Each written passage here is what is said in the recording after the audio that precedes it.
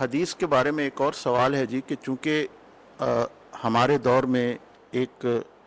طبقہ بلکہ سبھی مسلمان جو ہیں حدیث کو بڑی قدر و قیمت کی نگاہ سے دیکھتے ہیں، اور اس حوالے سے وہ یہ سمجھتے ہیں کہ جو کچھ حدیث میں بیان ہوا ہے وہ بھی دین ہی ہے۔ اب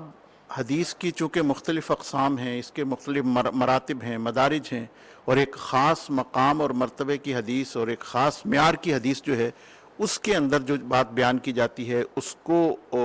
عمل کی بنیاد بننا چاہیے۔ باقی احادیث اگر کوئی مضطرب ہے مثال کے طور پر، یا کمزور ہے یا ضعیف ہے،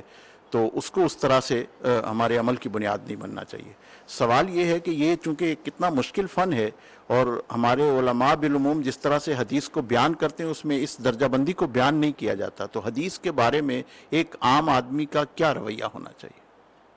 پہلی بات تو میں نے آپ سے عرض کیا کہ جہاں تک دین کا تعلق ہے وہ سارا کا سارا قرآن و سنت کی صورت میں بالکل متفق علیہ امت کے پاس موجود ہے، اس میں کوئی اختلاف نہیں ہے،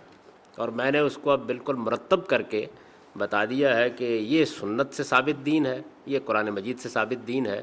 اور قرآن مجید سے جو دین ثابت ہے اس میں بھی ظاہر ہے کہ تعبیر کا اختلاف تو ہو سکتا ہے، لیکن بہرحال وہ قرآن میں بیان ہو گیا ہے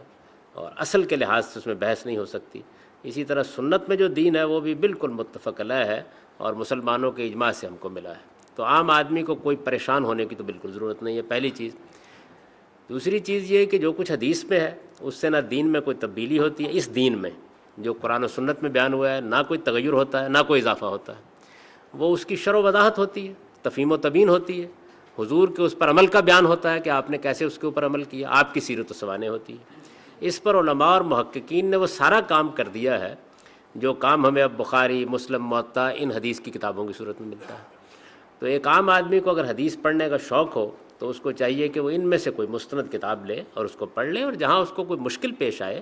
تو یہ سمجھ لے کہ یہ بہرحال کوئی خدا کی کتاب نہیں ہے، یہ انسانوں کا کیا ہوا کام ہے، انہوں نے اپنی طرف سے تحقیق کر کے جو کچھ نتائج فکر ہیں وہ بیان کر دیے ہیں۔ اگر اس میں کوئی چیز کھٹک رہی ہے تو کسی صاحب علم کے پاس جا کے اس کو سمجھنے کی کوشش کرنی چاہیے، اگر سمجھ میں آ جائے تو بہت اچھی بات ہے، نہ سمجھ میں آئے تو توقف کر لینا چاہیے، کیونکہ آپ مکلف نہیں ہیں پھر اس کے اوپر عمل کرنے کے، قرآن اور سنت آپ کے پاس موجود ہیں، ان کے مطابق زندگی بسر کیجیے۔ تو اس سادہ طریقے سے اگر رہیں گے تو کوئی پریشانی نہیں ہوگی۔